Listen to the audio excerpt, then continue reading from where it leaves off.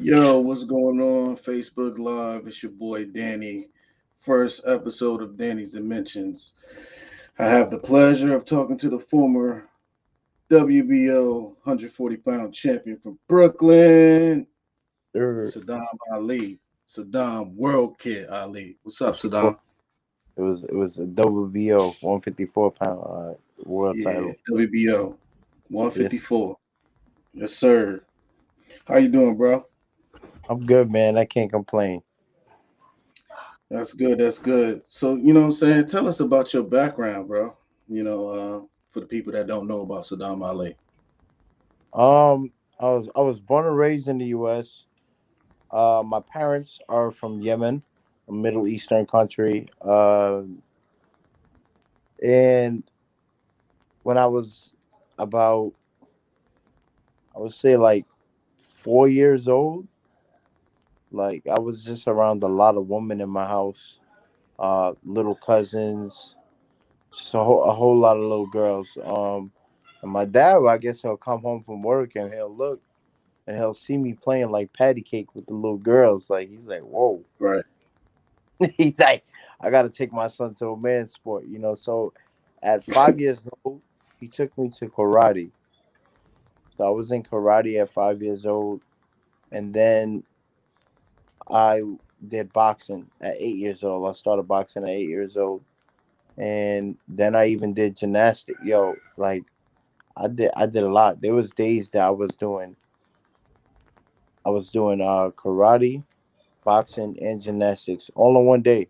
My dad would just drive me all three classes like in one day. Like not every day of the week, but there would be like 2 days out of the week where I would do all three. Um, and I kept learning. When I started boxing at 8 years old, like it was tough. Like my first day of boxing,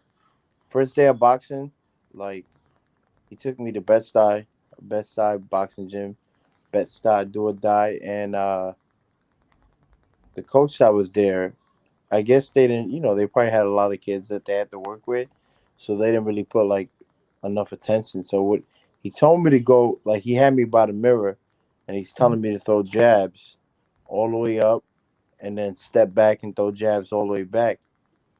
But he didn't tell me when the bell rang I'm allowed to rest, and I really wanted to do it really badly. So I just kept going front and back, and I'm like, when is this? My arms were burning, but I didn't want to quit, to the point where I was doing it and crying.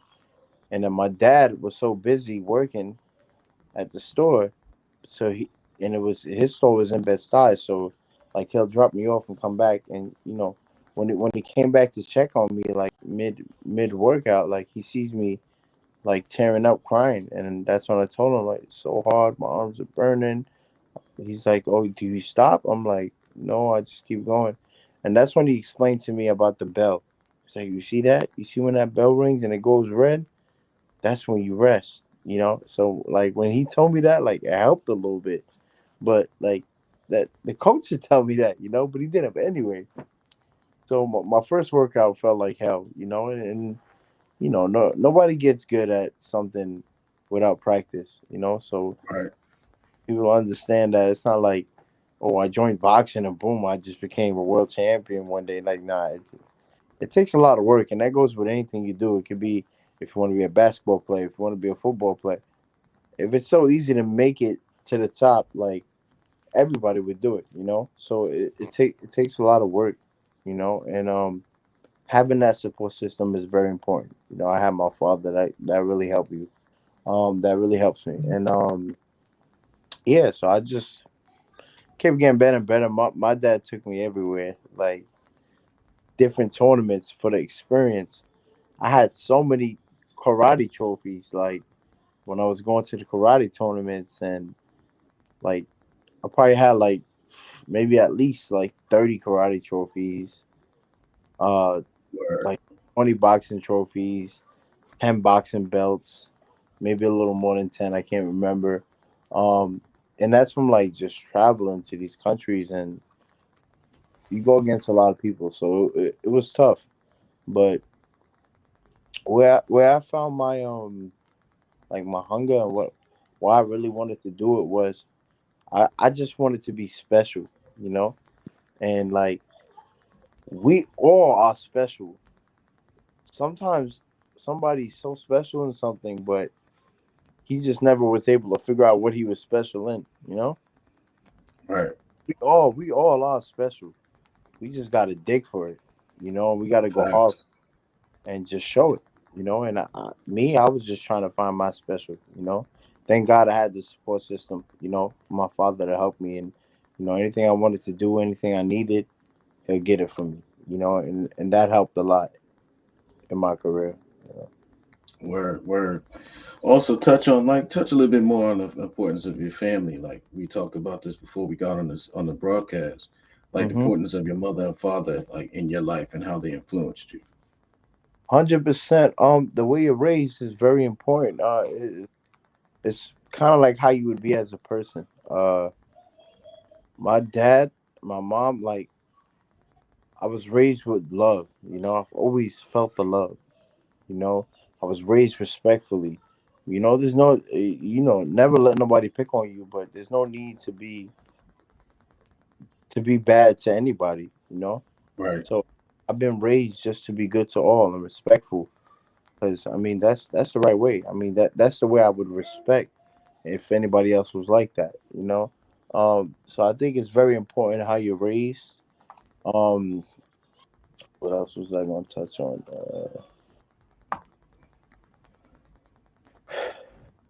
Really remember what I was going to say, but yeah, it's very important, man.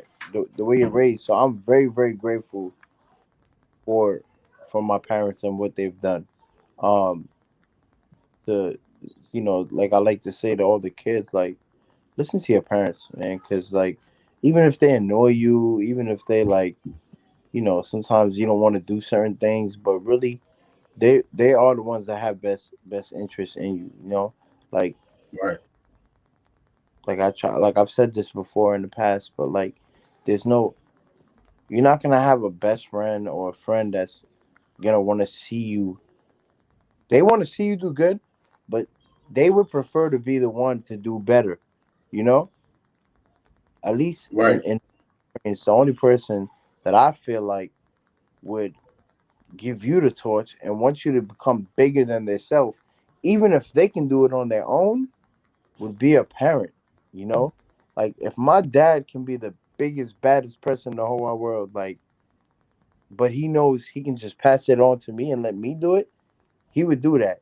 There's not no friend that would be like, nah, yeah, I'll let my boy do that. Nah, he's gonna do it, you know? So your right. parents are the only ones that's gonna really want to see you do greater than ever, you know. So I like to say, listen to your parents, man, because like when I was younger, sometimes I didn't understand things, and as I get older, like I realized, like wow, like I was so annoyed, but my father was right about this. My father was right about that.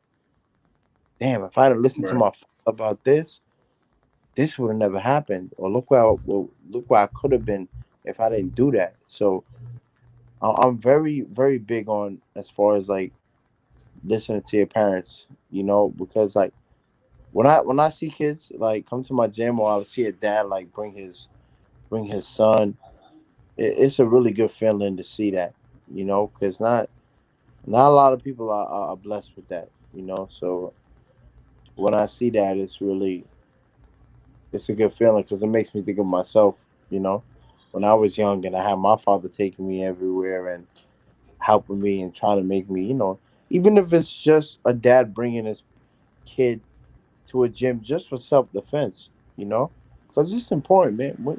When you have a kid and they're going in school, you want to be confident that they are not afraid and they can defend themselves, you know. Right. Um, yeah. So when I see a parent doing something like that, it's a great feeling. But Word. That's what's up. I've always felt the love, man, and all I can say is thank God, you know, because being happy is so important to me. Yes, Right. we all need money. Yes, we all money makes the world go round. but money can't buy you happiness. Remember, money can buy you temporary happiness. You'll be happy about some money for a little bit, but Right. deep down, after some time, like you realize that money is not gonna keep me happy forever. So so for me, I've always prayed, yes, to be successful. Hopefully, to never worry about never to worry financially. But most importantly, I've always prayed, God, this happy feeling you got on me right now, please don't ever take it away. Like, I hope I always feel this. Happiness is so important, and I always encourage people, like, if you're unhappy about something, work hard, remove.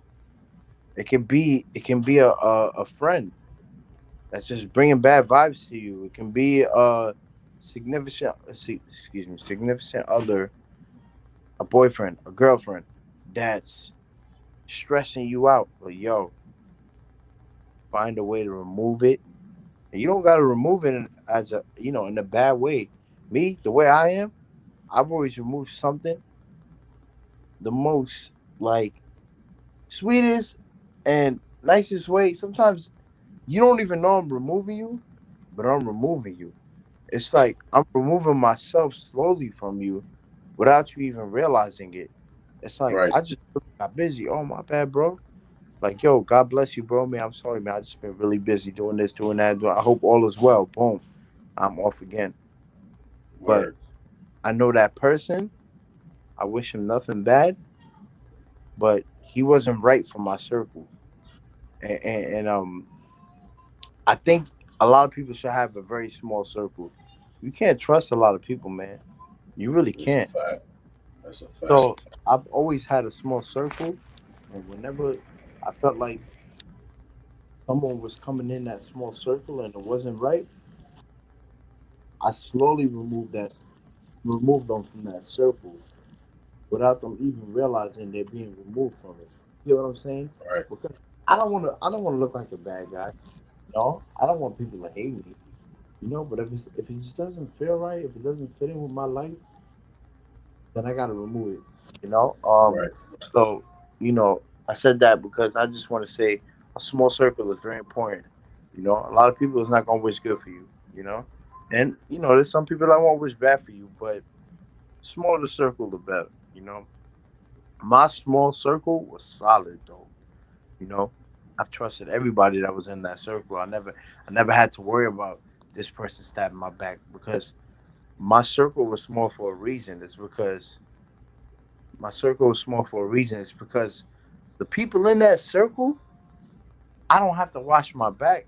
I don't have to. Like, I already know. Like, they pass all the tests. Like, everything is good. So it's important, man. And I feel like that's where my love comes from. Also, that's where this happiness comes from. It has to do with the people that's in your circle. You know. So I just pray that my circle always stays as solid as it is. The people around me is only bringing nothing but love. No negativity. Stay positive. I'm a very positive person, and I think that's what everybody should aim for. You know, and Yeah. Word. Definitely. I mean, I know I punch people in the face for a sport, but I'm really a nice guy, man. I really am. But man, I just I just got a little skill. I can fight. I can fight, and I can only fight because of all the training that came with it. Me Right. going as hard as I went. All this. My dad taking me everywhere. But it's a very confident feeling inside. Like, I feel Mm-hmm. great. Like, I can walk outside and not be worried about nothing. You know, not gonna try to start any trouble. You know, the only thing I'm afraid of is if you put a gun to my face, I'm gonna let you win. Like, you got it for today. But if you get stupid and you trying to fight me, like, I'm not about that. I'm about, like, trying to, because I know what I can do. So I'm not gonna beat you up for no reason. I'm not gonna be a bully. But, like, if you come at me the wrong way, or if you touch me the wrong way, I'm going to whoop your ass. So, but if you got a gun and you pull up on me and I'm in my car, whatever, you tell me to, give me that money. I'm not, I love my life too much. Like, I'm a very happy Right, person. Money comes, money goes. I'm going in my pocket. I'm handing you my money, and that's it. If right, you if you get caught by the law, you get caught up by the law. If not, that money gonna come. That money's gonna go. I'm not gonna let. So when that gun come out, they got it. But if you ain't got that gun, I got these guns right here, and they put in work. But nah. that's big As facts. far as violence, I don't really promote that. But I say defend yourself at all times. Yeah, For the kids that's in school, I know there's a lot of bullies out there. Even if you can't fight, just try to learn. Ask your dad. I don't know. Tell him to teach you how to throw some punches, and you got to right, fight the bullies back, man. You have to, because if you don't, they always gonna mess with you, man. Like there's some people always. that hit me up and tell me like, oh, there's somebody bullying me. I'm like, stand up for yourself. I don't care if you're scared. You know how many times I fought scared in my life? You know how many times? You know how many street fights I had when I was younger and I lost? But because I fought back, that bully didn't really want to mess with me no more because he's like, I'd rather bully this person that's not going to fight back, that's not going to try to slap me or punch me, instead of fighting this kid. I'm going to beat him up, but he might hit me one time or two times. That bully rather go for the person that's not going to fight back at all versus the one that's going to hit him once or twice. And I was Right, that kid. You might beat me because I ain't know how to fight when I was younger that good, but I'm gonna hit you once or twice. I'm gonna fight back. So, well, I say this to for the kids that's going through any type of bullying, whether it be speech bullying, like defend yourself. Don't be scared, and even if you are scared, still do it. Stand up for yourself, because I hate bullies, you know, and I definitely. bully hate people that fight back. So fight back. Yeah. So, yeah, that's a really positive message right there for the kids out there. So, when did you get started with the sport of boxing, and how has it shaped your life and into an adult? I started boxing I started karate at 5, and they taught me a lot of like respect, discipline, even in karate school. Like with the yes sir, all just they taught you about a lot about the respect, and started boxing at 8 years old, and I just got better and better, and it just felt good. Like when I would win tournaments, come home with trophies. People started to find out that I was a boxer. They gave me respect about it. It's a good feeling, and as I got older and started like made the Olympics, which was the greatest one of the greatest feelings of my life. Uh, 2008 USA Olympian, first Hmm. Arab American to ever represent the United States in the Olympics. I made history Hmm. that way. Uh, the first person to do it since Riddick Bowe coming out of New York since Yeah. 1988, and I was born in 1988. That's the crazy part. But so I made history in two ways. So it was just a great feeling to represent USA in the Olympics, and it was a big, big accomplishment, and it felt great. You know, like the to explain the feeling of happiness, it's kind of hard to explain it. It's so beautiful.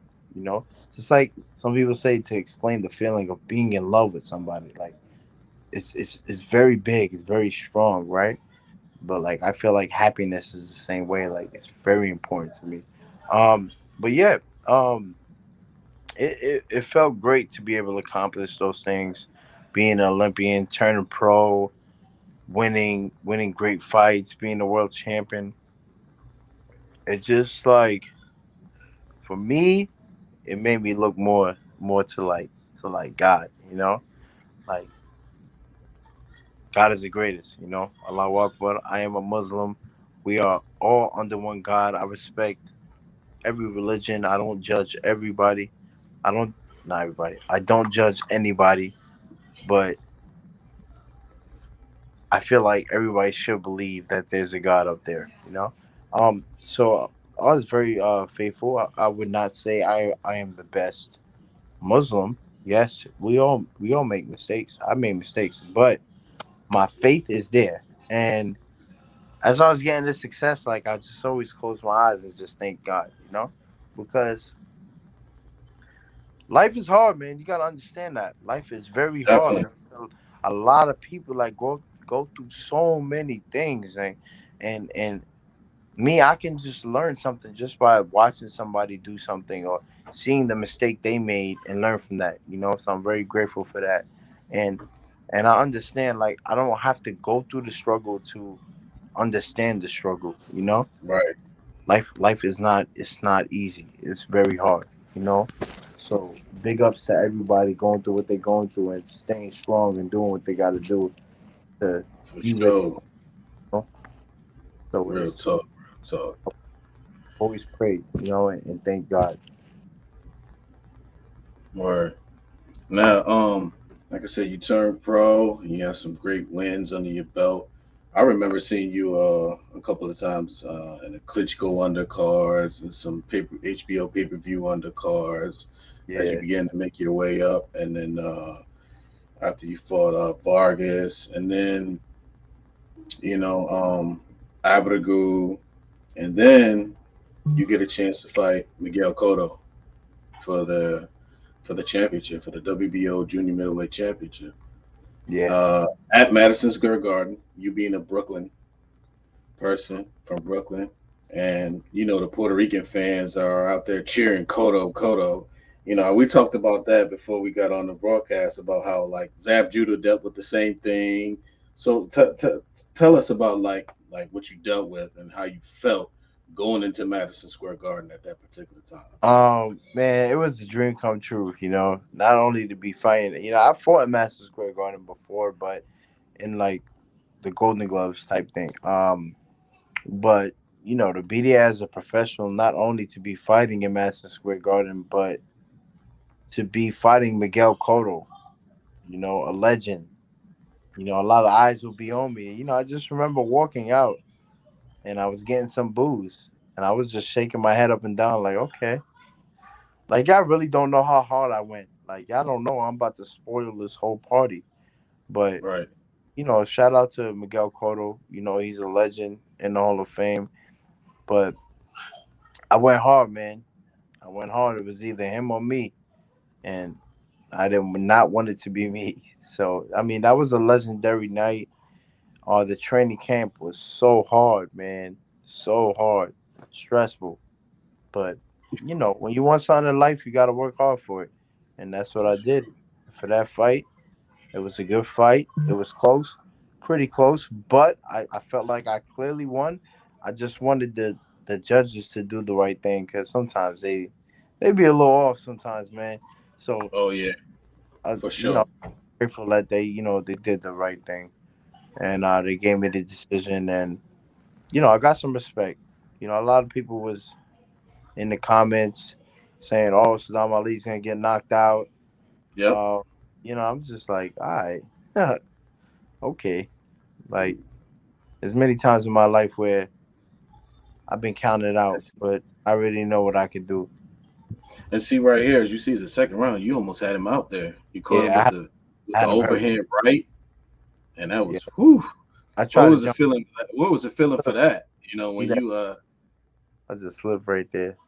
I yeah, tried. Oh, hell. I'll try to. If that hook would have hit him, if we could run that back, that hook where I fell, I yeah, promise yeah, you, yeah. that hook would have hit him.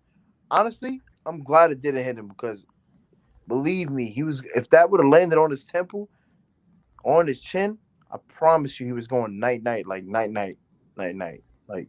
And There's I the don't right even hand. want that. And I didn't even want that for Cotto. I'm gonna be real, but that shot, like I literally put Boom. everything. There's the right hand. Yeah, See right I there, literally you had him put out. everything in to the point where I slipped and fell, man. And I was so grateful that the ref didn't do something stupid and count it as a knockdown. Because if you slow motion Right. right There it there, is, look, right there. yeah, he did. I just swing and missed. But yeah, that was But yeah, man, that was a legendary fight, man. That was really I big. think that You was know, a lot of people. yeah, definitely. That was one of your most complete, probably your most complete fight of your career. Like you showed the Yeah, speed, you I showed the agree. movement, you showed even the power that people said that you didn't have. Right, Which I was like, okay, he just knocked out Abergu, and a right, lot of people knock out Abergu. I mean, Timothy Bradley didn't get him out of there, right. and you got him out of there. So that was a big thing. And that, yep, that's the That right was hand my right. coming out fight on HBO. That fight would always mean something to me too, because oh my god, if you thought people was talking bad about me or saying I was gonna lose, get knocked out for this fight, you can only imagine for the Abigail fight what everybody was saying, because like he was a knockout artist, you know, and yo, they was going crazy in the comments about, oh, Abigail's gonna knock this guy out, this and this and that, like so many people. And the crazy thing is, I've sparred Abigail like multiple times, like I helped him out to get ready for fights, like Oh so, wow. and it would be it's good sparring. I ain't gonna lie, but there was one time I caught him with a hook, and I had him shaky a little bit, you know. But it was always good That was sparring. fun But sparring. I always felt like I had the edge on Abigail, you know. I felt like he was too slow, and I was a little too smart, and so going into that fight, I knew it was dangerous. The gloves would be smaller. I got to be more careful, but I knew I was a better fighter than him, you know. And a lot of So people, I would get knocked out. A lot of people did not expect me to knock him out in the ninth round, but when you catch somebody with a good shot, there's nothing you can do. yeah, so here's the Abergu fight right here. Was this fight? This was on the undercard of Kovalev Hopkins, right? Was it? I think so. I It think it was. was Kovalev Hopkins. And I was And and there's in the your trainer, beginning, Andre I'm not gonna Rozier. lie, yeah, this fight, like the beginning, like the beginning of most of the fight, honestly, was really boring because like I was I was smart, man. I'm like, yo, I'm not gonna run into nothing. I know I'm better than this guy, so it might be boring a little. I'm going. So Right. round is when I originally dropped him. I hit him. And then the ninth round, I stopped him. But Yeah, the ninth round. Was it the ninth round when you hit him? I I think it think was the ninth round. Yeah, the ninth round when you stopped him. yeah, the sixth round I dropped him. Um, Th- I made So like yeah, this round. I tell people before, so cool. When you body, you come back right away. Look like boom, right there. You see how I came back? Yeah, It's important because they're not expecting you're on your way out. They're not expecting you to come back and punch. You know right. that's how I dropped him. I just did I it mean, just you were just too fast for this guy, man. Like you were too technically sound. Defense was too good. I don't understand why they thought you was gonna get knocked out this fight. I don't understand. Was it now? Was this after Vargas? I think he was like, nah, this is after. This is before. This is when he This fought. before Vargas? This is he only lost to Bradley at this point, and so Yeah, yeah. he was like 30-1 with like 28, 27 knockouts, something like that. Right. So like that's why everybody just thought he was gonna lay me out, you know.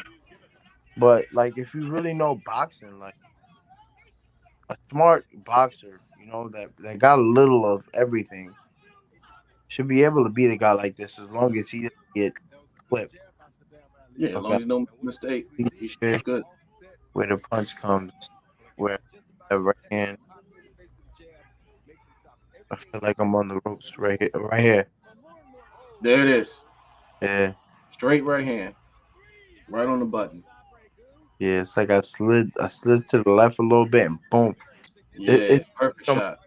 my dad has always taught me the unexpected shots. Like it's very important. Like a a fighter that's not expecting something, that's when it hurts the most. Oh yeah, definitely. Well, uppercut is so dangerous. 'Cause, So right now coming. you're putting a lot of pressure on him at this point, but it's very intelligent pressure. You're not wasting Yeah. any punches. You're 'Cause you're I looking already to place your shots. yeah. And I was like, it's the same thing when I heard Cotto. Like I didn't want to go too crazy because Yeah, I've seen so many people like heard somebody get so crazy and then get clipped, get They get dropped. or get gassed out or gas out. Next round they I have nothing left. I heard him. I could do it again. Just Right. keep rounds until it comes again, and that's exactly what I did up until the ninth round. And ninth round, how did I catch? It was weird because it was like I don't know if I meant to. What did I hit him with? So let me fast forward a little bit. What round is this?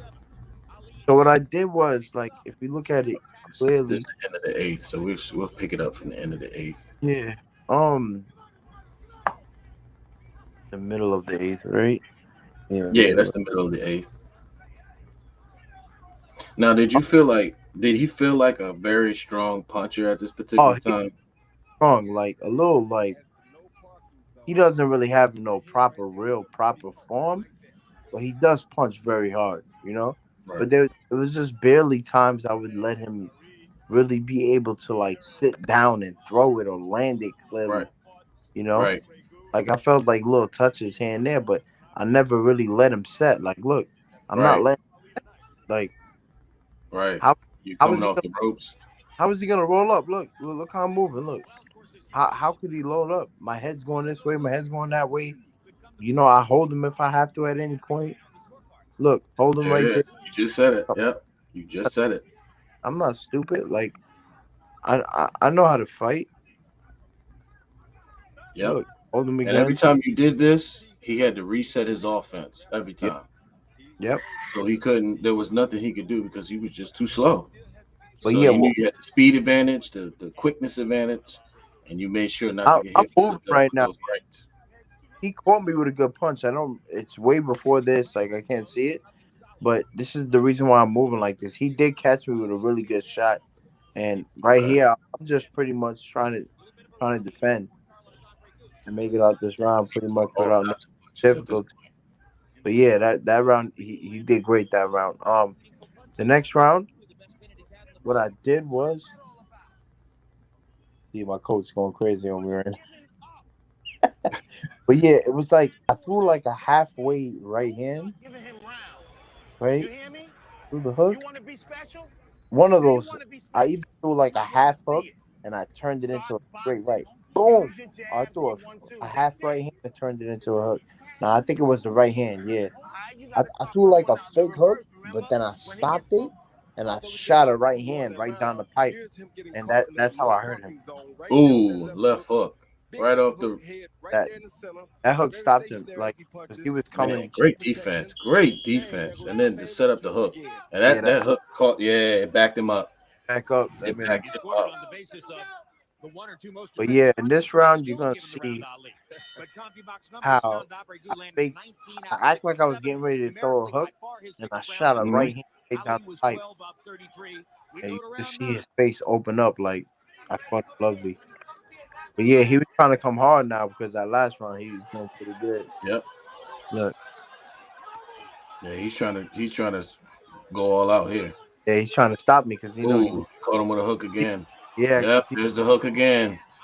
So I'm like, you better slow He's your hurt. ass down. You running up on me like that, like I'm not about to throw something back at. Right. Yeah, but like he was trying to be too aggressive. So I'm like, all right, let me hit him with a little something so he can fall back because nobody want all that on them. At all. Nice little check hook. Yep. Check hook right there.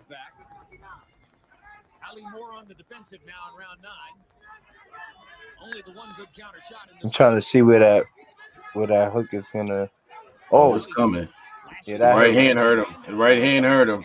There it is. Yeah, he's out. Yeah, Yep. he was hurt. But you're But still that's taking your time. You're not swinging for the that was a fences. good. That body shot right there hurt him too. Yeah. The right hook. Here Excellent it body comes. shot. It should be coming soon. What I think it's right here. Look, boom. Yeah. There it See, is. if if they show you the replay, like I threw like a halfway hook, turned it into a right hand. Boom. Right. Yeah, he was like wobbly after that. Mm-hmm. Right here, the referee is just going to jump in and stop it as long as I stay on him. Ooh, it's He over. threw me on the floor.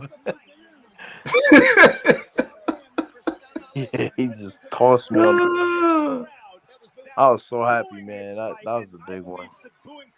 that was a big win for you. Yeah, I that really was think huge, that put man. you on That was my a coming higher out. plateau. That was my Yeah, coming out party on HBO. because like I said, I remember seeing you on a lot of undercards prior to this time, Yep. and you know, so at this point, like this was like you was getting into the elite level. Like you said, this guy was 30, what you said, 30-1 with 28 knockouts. Yeah, something like this. And the only Something. loss was to Timothy Bradley. And Yep. You like you see, said, that's the you shot I did was something talking that about. Bradley didn't even do. You seen that right there? Let's see if they show it again. It was like a fake. They just showed it right here. Oh, that's not it. Yeah, pass it back. Yeah, it was like my hook went like halfway, boom, and I just turned it into a right hand. Those shots like that is very tricky in boxing. You need that. Hmm. Oh yeah, because he had knocked out Thomas Delome. Right,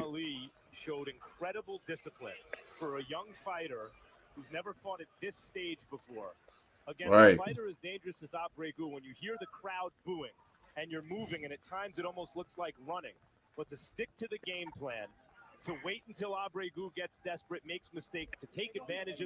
So how old were you there? You were like 20, what, six? Around that. Yeah. Yeah, 25, 26, something like that. Man, that was a great, yeah, that was a great fight for you. Yeah, Definitely. that's Would you say that win and the Cotto win, those wins are probably your two biggest wins of your career? yeah. It was pretty much my two biggest statements. I ended Yeah, up I would say fighting so too. when I fought Herrera too. Uh like not too long after he fought Danny Garcia, and some people thought that he beat Danny Garcia. Right. Mauricio Herrera. Then Oh, okay. I remember that fight. Yep. yeah, After he fought Garcia, he gave Garcia a lot of yeah, problems. good, yeah. Then I after think that fight was in Puerto Rico for Garcia though. yeah, I think so. Yep. But yeah. So what's up for you now? Like, what's for the future for Saddam Ali? What are we gonna see Saddam Ali in the ring again, or what It's are you doing possible. at this particular point? It's possible. I mean, who knows, man? Who knows what the future holds? I do plan on getting back in there, dropping some weight, and seeing what's out there, seeing what the options are, and get back in there in the mix a little bit. But we'll see. I don't have anything officially set, but I Right. definitely fight at least a few more times. You know. Definitely. You know what I'm saying. Definitely look forward to seeing it. You know what I'm saying. So for all the fans out there that don't know, his Instagram page is the World Kid Ali. So Yes, sir. definitely hit him up on that page. You know what I'm saying? We look forward to seeing some great things from you, Saddam. My brother. So I Thank you. appreciate I appreciate you, my guy, for coming on here. You're a really stand-up guy and you're a very much a credit to boxing. So I appreciate you for coming on this broadcast today, man. And I Appreciate hope that, to my. see some great things from you in the future, my guy. Yes, sir. And we will stay in touch, my bro. Thank you very much. Yeah, God bless. yeah, yeah. Everybody. Yeah. Brooklyn, stand up. Yes, sir. All right, that's the end of our broadcast for this day. Thank you for everybody for joining us today. Till next time, see y'all. Peace.